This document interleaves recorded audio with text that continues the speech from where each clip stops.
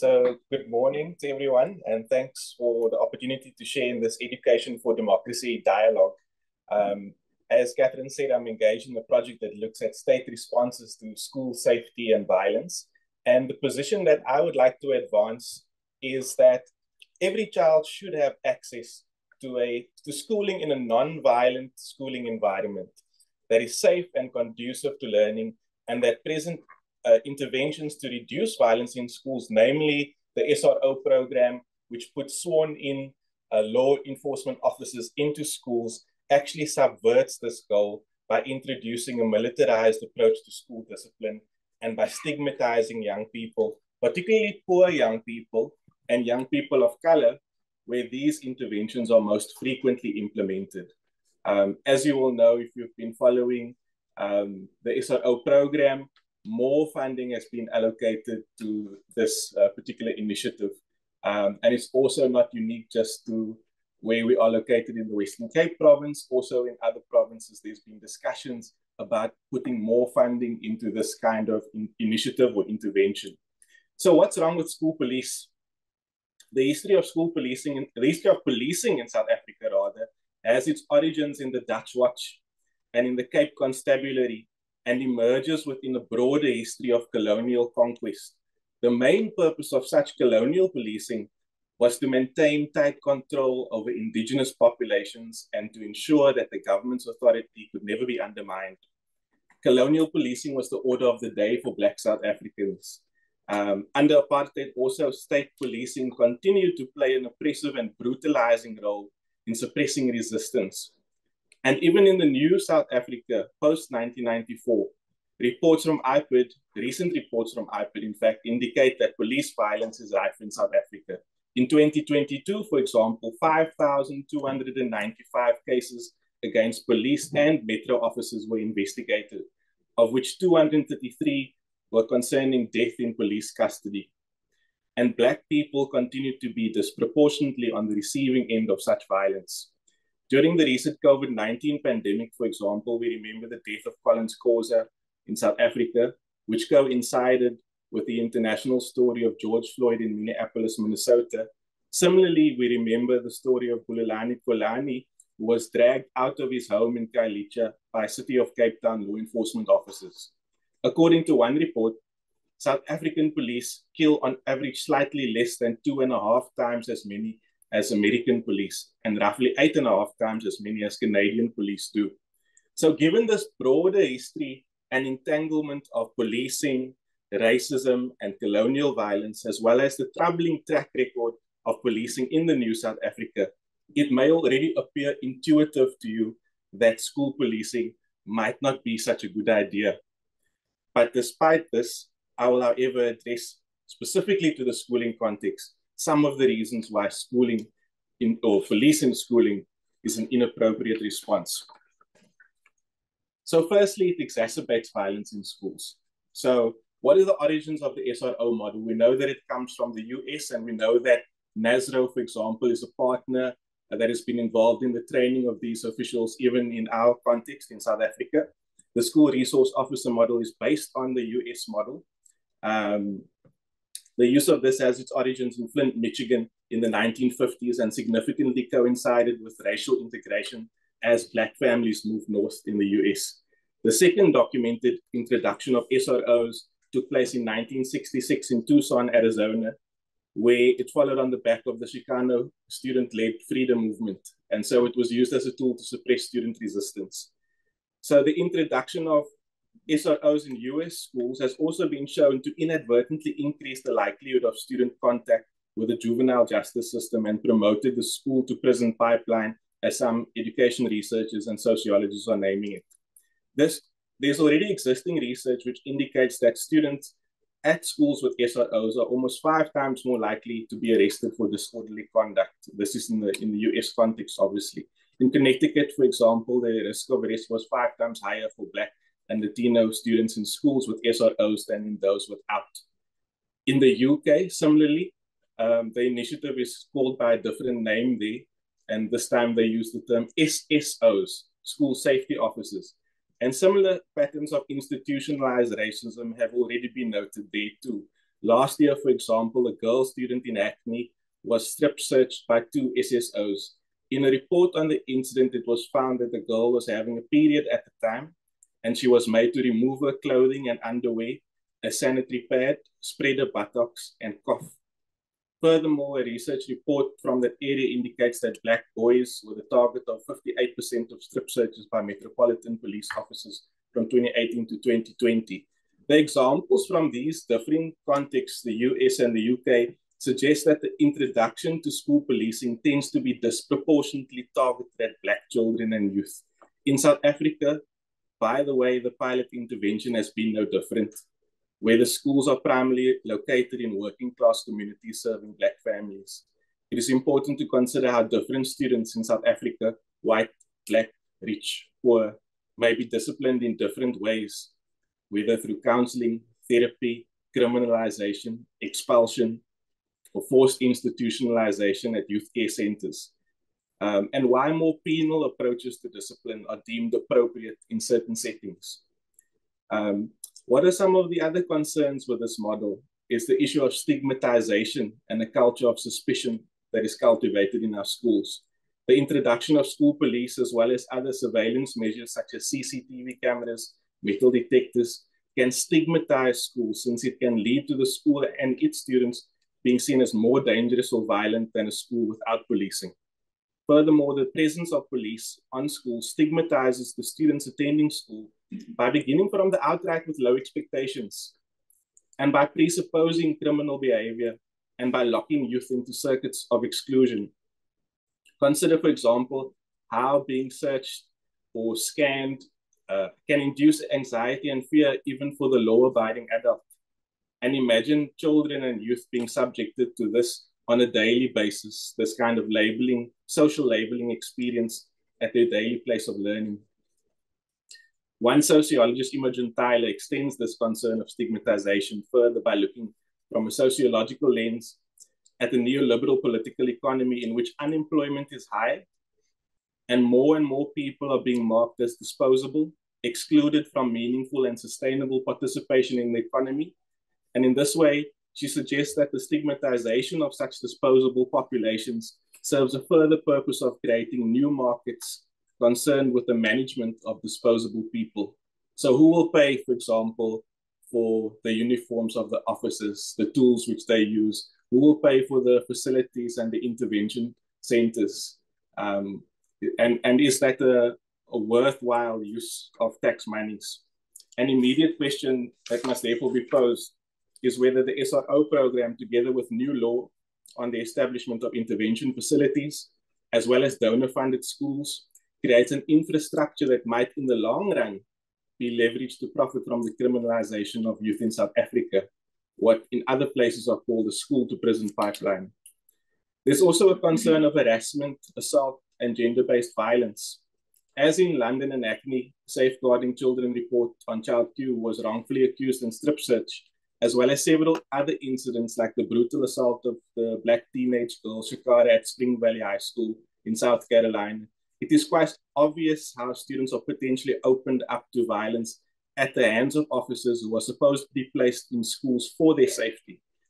Furthermore, given the track record of SAPS, as well as city law enforcement in South Africa, there may be an even greater concern about violence being extended into the sphere of schools, which are meant to be safe spaces for children and youth where they're able to learn. Do school police really make schools safer? It's a question which is worth asking. There's very little evidence to suggest that they do. Actually, many of the reports indicate that they actually increase harms at school. While it may increase the perception of safety for some students, there are quite clear patterns of increasing exclusionary disciplinary practices in schools where SROs are placed, as well as clear evidence of racialized patterns of discipline in schools where SROs are deployed. In the US, the presence of SROs has proven ineffective to protect students from mass school shootings, for example, and even exacerbating the harm in the event of a school shooting. One researcher says, it's worth noting that the presence of SROs and university police did not deter the rampage shootings at Columbine, Virginia Tech, or many other tragic incidents. So if this is the if this is what is being said, if this is what we can already learn from other contexts where this program is being implemented and as a history for quite a long time already, and this is the knowledge that's being produced out of the setting, surely it makes sense for us, it's reasonable for us to look at what potentially might happen in our setting, even though the context and the challenges here are somewhat different and unique. For in closing, I think the existing research and findings suggest that the harms caused by school policing far outweigh any potential benefits. And for this reason, it should be stopped. As a more progressive, restorative, and forward-looking alternative, my recommendations would be to redirect funding from the School Resource Officer Program toward initiatives which can actually contribute to de-escalating school violence, such as the employment of registered school counselors, and reprioritizing attending to the general inadequacies in public schooling, which lead to broken rhythms of learning and which render the conditions under which schooling must take place untenable. We all know it: overcrowded classrooms, insufficient teaching staff, inadequate and ailing infrastructure, unsanitary and undignified ablution facilities, as well as unpleasant and sometimes dangerous play and pause facilities. Every rand that is spent on school policing is a rand that would rather be spent on investing in schools, addressing the backlogs, and attending to historical and contemporary inequalities in the public schooling sector. And that would be better money spent from our taxpayers' money. Thank you. I'd like to open the floor now for comments or questions in response to Ashley's presentation on discipline in schools. Does anybody would like to start the conversation, kick it off?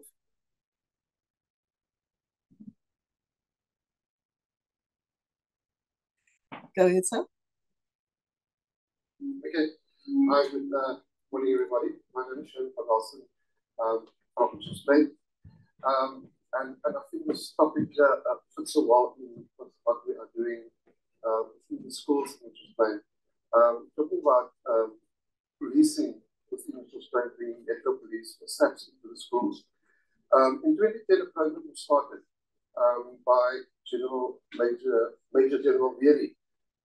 We created a marching and drilling program within the schools to instill the discipline. This program became successful.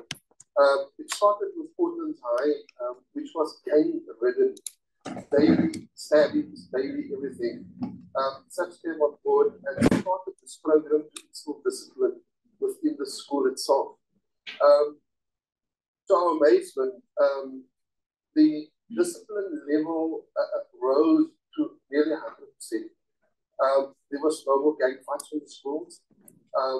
So, in essence, what I'm saying is, how do we implement the SAPs for the metro part within the schooling system?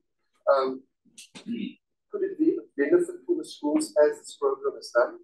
I've taken this program to Kubeka, and it became quite successful there. The results that we're getting, that the discipline is so fantastic in the schools where the program is being initiated. Because of funding, because of people that used to get on board on these type of programs, you know, it's slowly starting to die. But we could see the implementation of these type of programs, you know, was just top-notch where discipline was concerned in schools.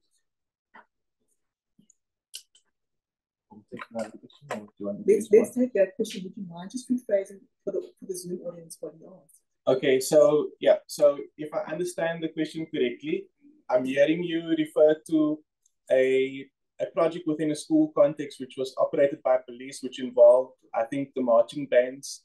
I'm familiar with some of that work because I've seen that taking place in some of the schools that I'm working with. And you were saying that you've seen kind of improvements in discipline through that project, and you're using that as an example to, let's say, advocate for the involvement. I think there's a slight difference between that example of policing schools and the SRO program. So the SRO program essentially puts 2 police officers into a school. SRO is kind of like a nice euphemism for policing schools, right? So they put sworn in law enforcement officers in the school, and what they are there to do is supposedly to protect the students at the school or engage in certain activities and to prevent harm from taking place in school. But you can imagine what kind of training a police officer receives and how they would engage with discipline, and how, for example, someone like a teacher who's trained to diffuse situations in the classroom would respond very differently to the same thing. So you can have this kind of potential for a rough and tumble effect. But I want to approach your question also in a different way, is that often the schools where those marching band programs are implemented, they tend to also be schools that are located in working class and poor communities, right? And oftentimes, if you go and look at that school, you may find also that there aren't many other opportunities for students to actually participate. So more what you're actually advocating for is, for example, for schools to have facilities for them to do sports, opportunities for them to engage in extracurriculars. And that doesn't necessarily need to take the form of a regimented approach, which kind of, maybe at the worst extreme end of this is actually saying, no, it's because these students are in this environment, so they need to be given kind of march them like soldiers or do them whatever. But I think more what I hear you saying is that there's a need for these kind of additional support services within schools. And that's something different to the SRO project. That's not what the SRO project is doing. The SRO project is saying, the school is a dangerous place. We're putting police in that school. And it opens up learners to some kinds of forms of abuse. I was at a school one day where 2 students were engaged in a fight. And I imagine if a teacher had stopped that fight, it would have happened a different way. But I saw the officer taking the student at the scruff of the neck. And the student's shirt was already ripped, and there was already a blood stain on the shirt. But the officer had the student with the scruff of the neck because that's the way which they understand to engage or to let's say, diffuse a situation. Thank you. On the far right.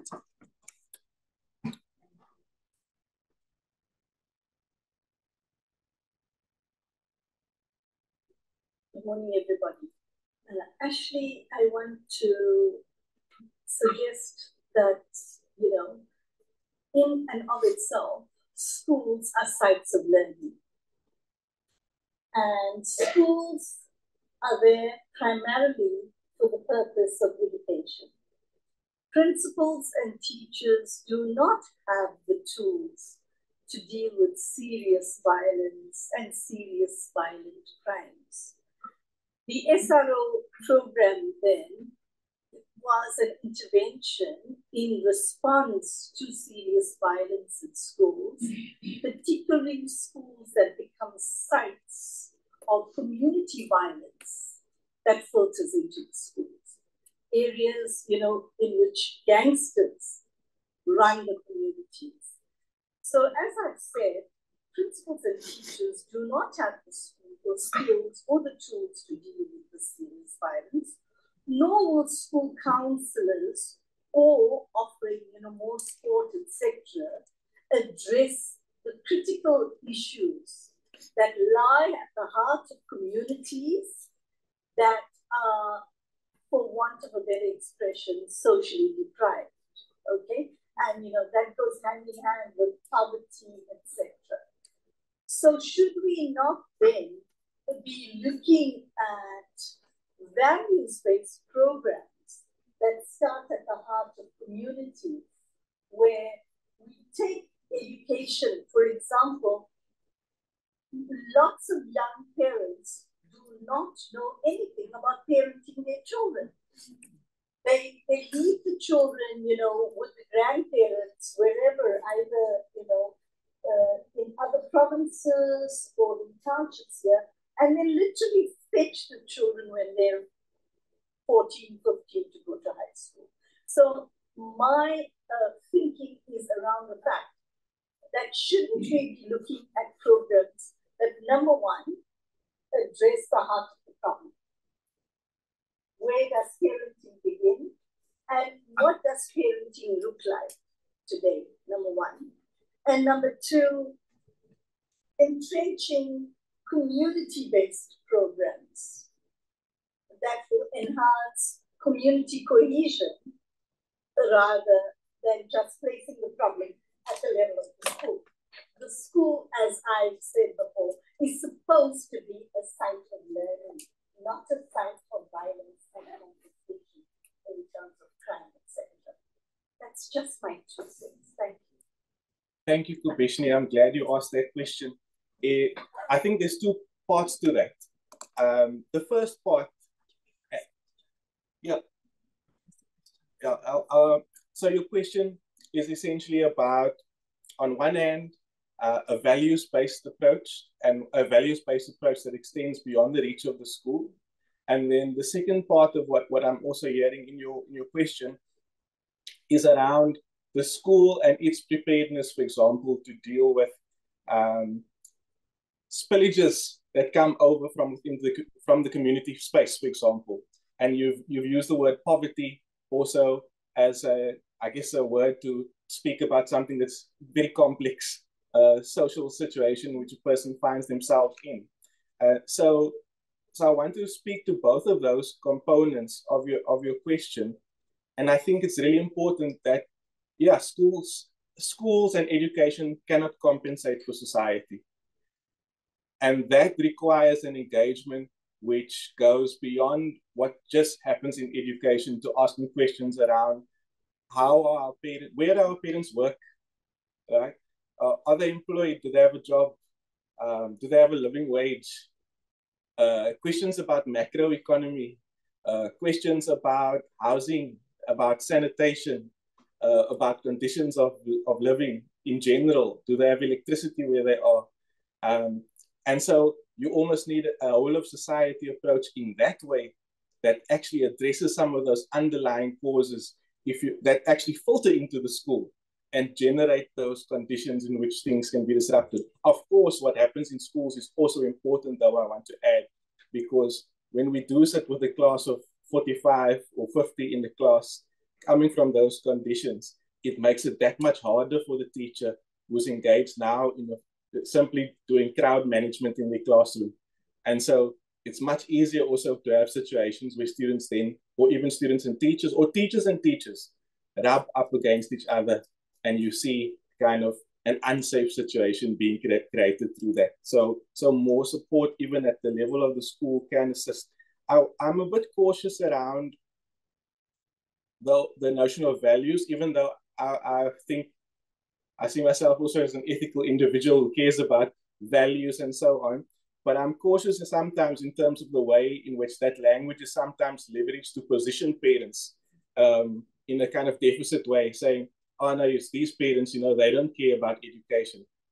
I'm always very cautious about that, because when I go to a school, let's say I go into the community in Parkwood and the primary school that's out there, of course, parents also have lots of pressing issues. And even the parent that wants to be there at the parent meeting, can they really make it because they don't have access, or they have to be at night shift, or they have to be wherever else.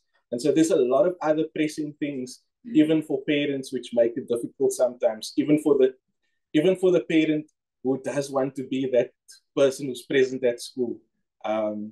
Because of all of these social conditions that we've spoken about, because of the poverty, because of the access, because of the infrastructure that's ailing, not just in the school, but in the community itself. So yeah, in one sense, I agree with you, but I also think just kind of that caution around that. Yeah. One more comment, I think, at the back. Thank you, Jacques. Am I audible? Yes, you're audible. Thanks. Hi, thank you. I just have one question. Whenever researchers criticize any project, they sensationalize all the negative parts, but it needs to be balanced. So I'd just like to know the good stories, because police officers have a hell of a time. Teachers have a hell of a time. And it's quite often to say, oh, these police officers are all corrupt and everything. They're not all corrupt. And that's simple. Not all teachers are bad, not that. So the good stories are there. So it's quite easy to say one must cancel a project and replace it with something else. And that's my next part is, what is the something else? It's very easy to say not that, anything else. Sorry to say this, but it was like when the period happened, Zuma must fall or fees must fall. My question was always, and be replaced by? So fees must fall and be replaced by. So this project must fall and be replaced by, and there needs to be a proper project in place. Otherwise, it's going to be a whole vacuum period and budgeting takes. So if you just cancel something, the money must go somewhere else. You need to be clear where that money is going. Otherwise, it's just going to go nowhere. And another project will grab. We need budgets everywhere. So that's kind of something, if one makes commentary on budget, just from a research point of view, you've got to be quite clear which one, where must it go, to who, by who will be responsible, why will it be better? And the next part is, years ago, I remember reading something, I think it was in America, a lady that did a research project in juvenile prisons. And she literally just changed the diet. And they start behaving better. Balanced meals, frequent meals, and they just started eating better. And I know there are problems with the National School Nutrition Program and the protein and all that. But have you at all looked at just basically giving the kids the proper food so their brains are developed properly? Because it's quite often easy to say it's the parents and all of that. I mean, it's easy. That's the blame game. But now the question is, what can we do? And what do we have money for, and how we make sure that that works properly? So what compliments do you have for police and their thing? What good things have they done in order to justify why you say cancer? There must be nothing good. And then secondly, basics like nutrition. Can we get them food, water? I know sport fields and all of this, but what about not letting kids sit the whole day? Let them stand. How about we progress to standing desks? Because we are promoting that in the workplace. To say better ergonomics. But guess what happens in school? The most uncomfortable, 90-degree, zero back support, flat desk or slightly curved, bad lighting. What are we doing there? This is me speaking from a teacher years ago, getting kids eye tests, change behavioral problems, because suddenly they can see what's on the board. Like, I didn't know I needed glasses and thought the glasses on. It was literally like sitting and then, oh, I'm in a 4D movie. I didn't know that, and I didn't come from a poor, if you come from a poor background, what's the chance of you knowing you have eyesight problems? So what are we doing there? Thank you. Thank you. Richard, we're going to take one more question before we move to answers. I've got a third question. Thank you. Go ahead, please. Sorry, it's not a question. I noticed there's lots of young people here, and they have not spoken. And we are speaking about them. Not, just a suggestion, not because we provided the catering, but just a suggestion that we give the young people 3/4 or half of the time to talk, and we speak less and we listen.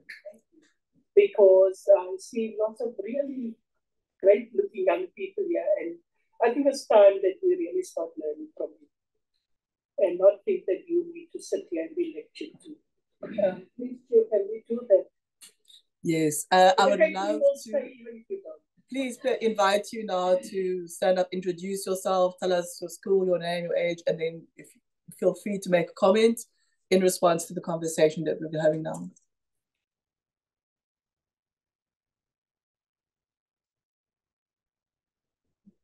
Don't be shy. They're trying to decide. Okay? When you feel ready, but it looks like you want to say something, so I'll just give you a moment. Okay.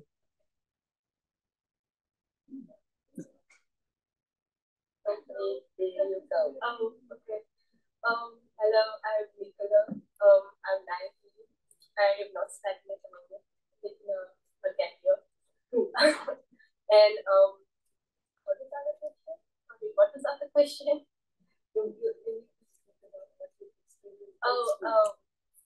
So I attended semi-posh school. I don't know if it's a semi-posh school, but it's all education appointment and all HPB parents on the board and then appointment on the side. So the way our school handled violence, anything that was against law or school laws, that was basically disciplinary hearing the first time. that was also a governing body and the department. That was how it was. If you get levels compared to, it depends on what you draw, the level has to be. So if I hypothetically speaking, if I count a class, that would be just me giving a Friday evening. If I count the whole day, I would report to my parents, be very honest, and then from there, I would be a second education. If I smoked at school, I've honestly speaking. But if I smoked at school, depending on what I smoked at, because if I got caught outside of school and someone saw me and I knew my school badge, they would report me to the front office. From there, I would still be called in, even though it's outside school premises, but it was in school uniform. So they called me in, and then from there, I would be calling your parents, notifying your parents, obviously, and then from there would be a meeting, right? Which would make them think that there's a problem with the child. And from there, they would tell you must go to your psychologist or your guidance counselor, all that, right? I mean, if you deny going to your counselor at the school, because every school at a counselor, deny going to that, they were going to further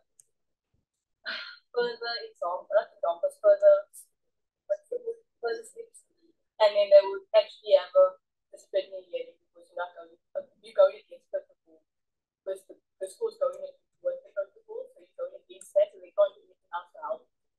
That makes sense. That's the thing. If you smoke a cigarette at school, that's a normal Saturday. If you vape at school, you just get a wood, right? And if you smoke marijuana outside school, that's 3 Saturdays. If you don't sit in 3 Saturdays, disciplinary hearing, expulsion. Basically. If you smoke inside school, it's automatically suspension. That's how my school would work based on certain things. And then when it comes to hours, discipline class, okay, that's okay. I think I have a problem with it. It's just sitting, but it's like lessons of 45 minutes. My brain can't work 45 minutes, and they don't allow you to work to pause and social. You have to wait until break 20 minutes long. That's basically. You have 4 minutes to get from one class to another class, always like that. If the bell rings and you're late, you have to go to your previous class, get a letter from that teacher, explain why you're late, and then go back to that class and give a letter again. That's how it works. What else? It was basically, I would say, yeah, basically, you had to do certain things. You were scared, but it's always scared, because even as prefects would be just as scared. So they had no other reason but to tell the teacher what you actually do wrong. You can't actually back you up. They can't say this was explainable. You could, what else was raised that, okay, what I had a problem with is that if you do something outside school, fighting, for example, if you do fighting outside school, they would regard it as still in school, you still be punished at school and at home. You can punish both sides. Teachers were basically a lot in your life. They would complain a lot to your parents about minor things, small things. You didn't do your homework, it made it to your parents. After that, it's minor things like you didn't do your homework, email to your parents, which is fine. I get that. But it was more of when on a certain amount they didn't want it. The teacher says they want it about your academics. Your academics is perfect, you're still doing. You are not the 8 kid, obviously, but you're in the bare minimum, you're still getting that marks, which is for me. But they would make it concern, and they would be concerned as in you're not getting your full potential. And from there, they make it as you have to what the grade is. The grade will give you a daily. I don't know if they do it at other dailies where piece of paper, you got your lessons, and they will check on you constantly. You don't do homework, they will write it into homework, and then they have to sign, teacher has to sign, the educator has to sign it. And then from there, and then they will sign it, and then it will go like that to each of your lessons, all your lessons, every single lesson you had. I think only people one subject you get to do the thing that you get to do, but all the subjects have to like it now. Where they have to go to your teacher, you have to sign, they will comment, saying negative things, obviously, comment about how you're listening disruptive, doing this, doing that. You know, you walk to the bathroom for 5 minutes, going back and you smell like something else. They were very suspicious about certain things. And then, if that didn't go, grade it sign. So at the end of the day, if you grade it, they sign it. If your grade isn't pleased with the work that you are doing, they put you for the auto. You don't do it still for the auto properly. They look for the next term also.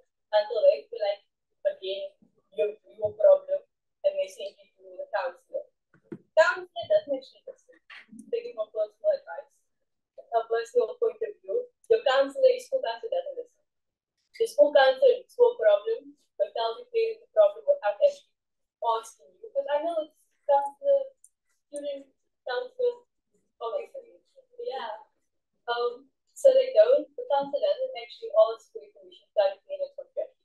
Because sometimes children don't actually want to open up to their parents. So yeah, they go to the counselor will actually take it as their own world,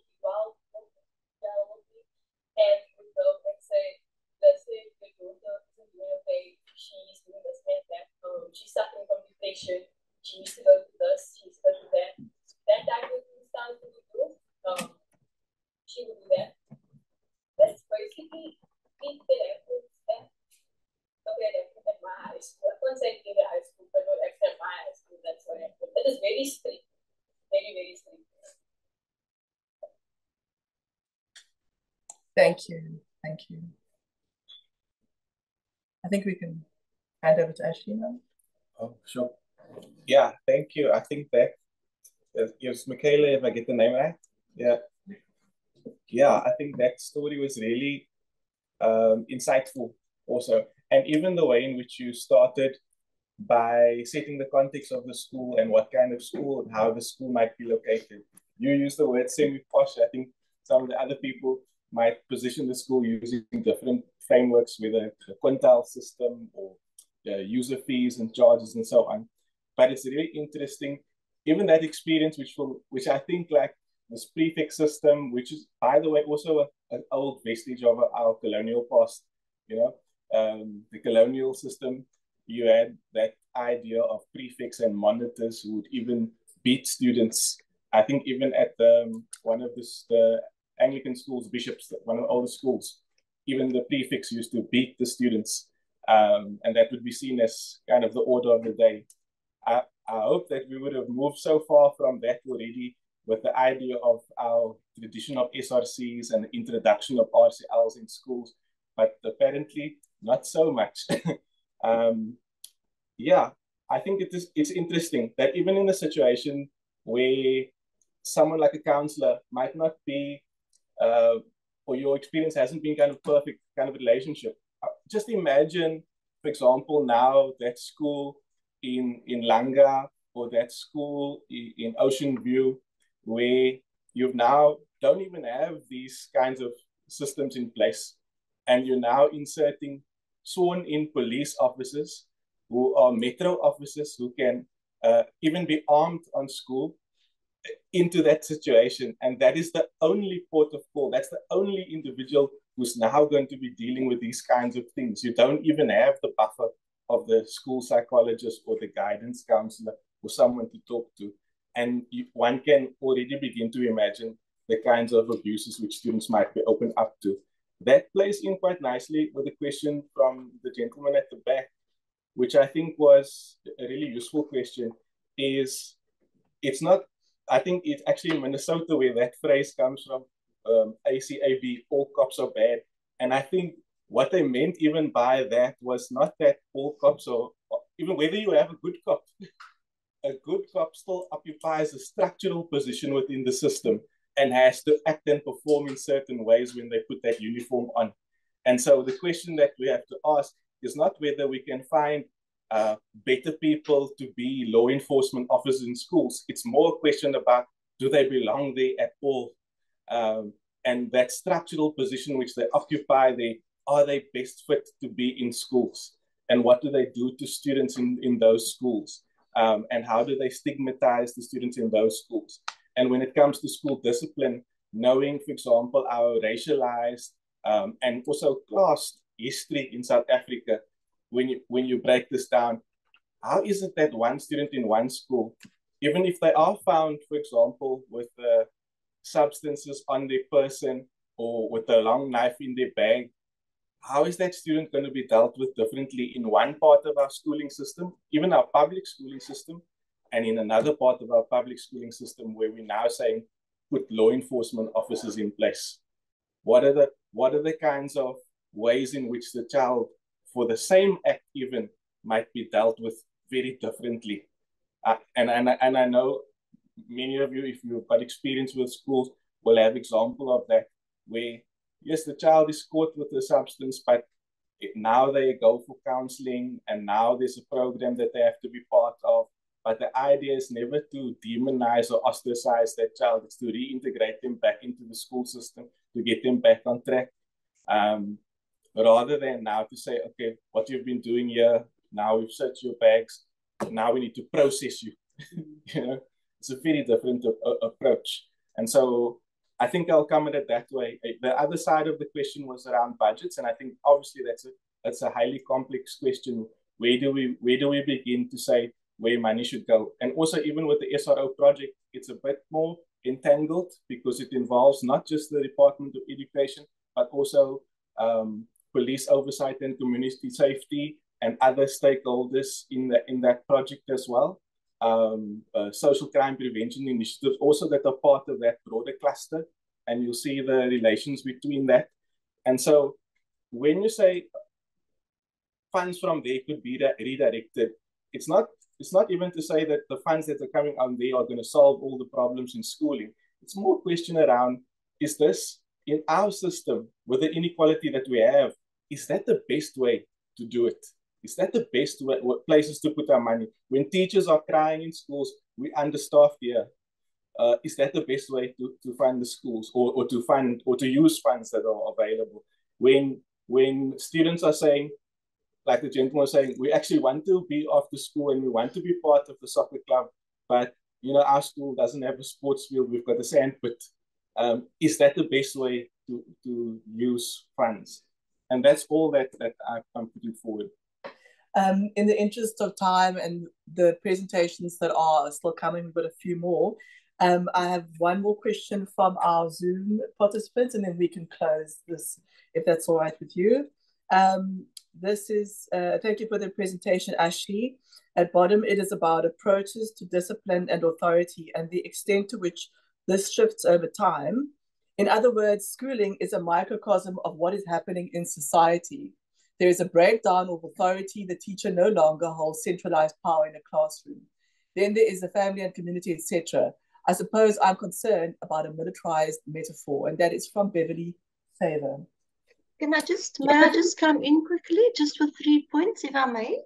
Okay, Bev, jump for it. Okay, hi, thank you very much, Ashley. I mean, I work in the education faculty at UWC, in teacher training, but my area is in, the history of universities. I want to make 3 comments. I mean, I think firstly, I want to acknowledge the crisis we're in. I think we have to acknowledge that we're in a crisis, that the issue of safety is paramount.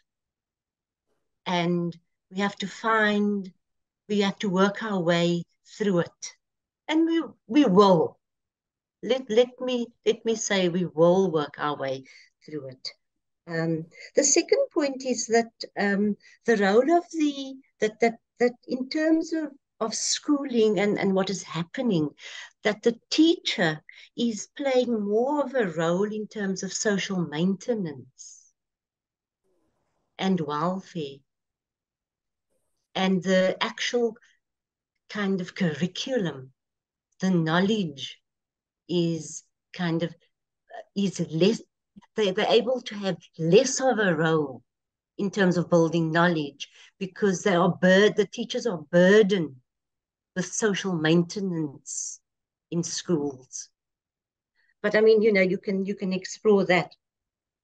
The third is that that schools themselves are stratified, are divided. The school itself are stratified along race and class lines, whereby the teacher works with the whole banding system within schooling reproduces a particular kind of learner.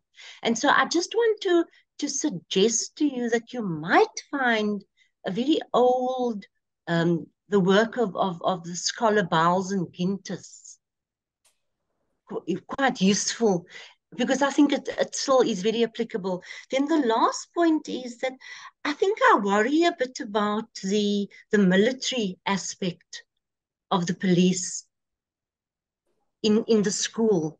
And so I'd like to make an appeal that maybe we see the emergency state we're in at the moment as an interim, as we move towards creating a school environment in which healthy, robust learning can take place. I think we must strive for that ideal.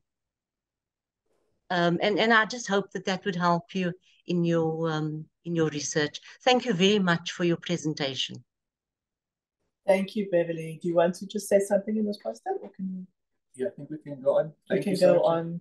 Thank you so much, Beverly. I'm now going to hand over to Helga. Helga, would you mind sitting here just for the sake of the camera? Guys, thank you for participating in that dialogue on school violence. Mara, do you want to say something quickly? Yeah. Yes, the young lady that wants to say something. Okay. If we are, keep it brief. Thank you very much. Okay. Okay. Hi, everybody. I'm Frederick Affluent. I'm currently a student of College of Cape Town City Campus.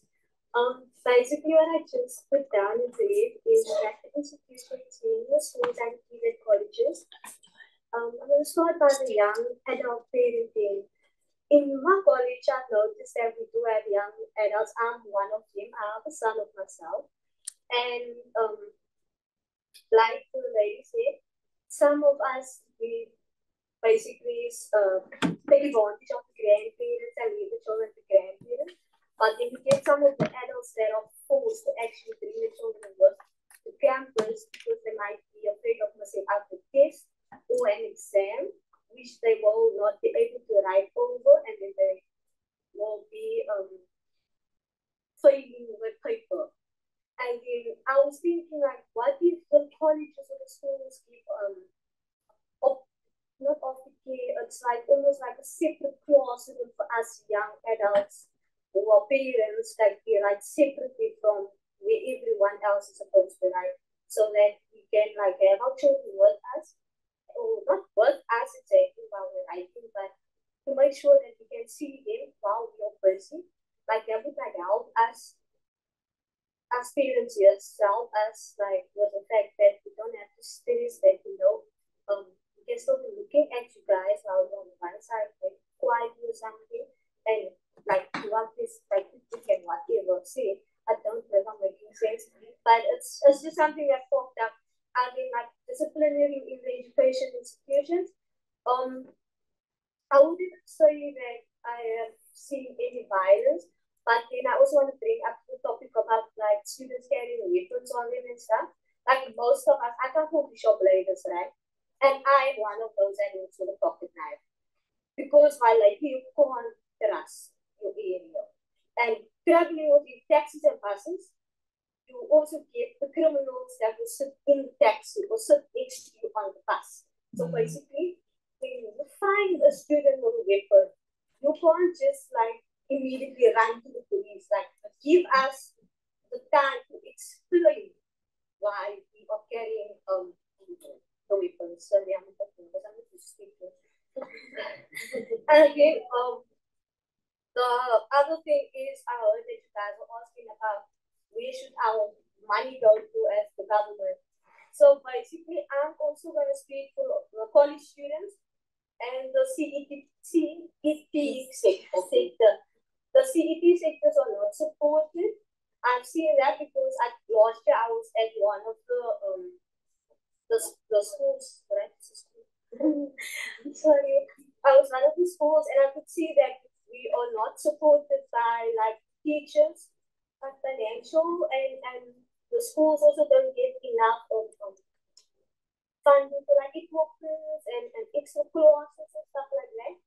And then for the college students, the allowances and the bursary funds, like most of us are struggling with masters, and there's always delays, and that is also part of the reason why I'm not going through it. Sorry, I'm struggling with bursary funding, and that means if I don't get my bursary funding, I don't have a way to get to college. And that means like the traveling allowances, I think it's traveling allowances that NESAS gives to the students so that we can be able to get to college, and the delay in the payments that we do, like some of us are for months now, from January, from when we start the semester, they don't fund us. And the more we complain, the longer we wait. And that has become a problem for me personally too. Because then I have to go to loan sharks, or I have to go to this auntie or that uncle, like, please can you give me what, then I really need to get to class.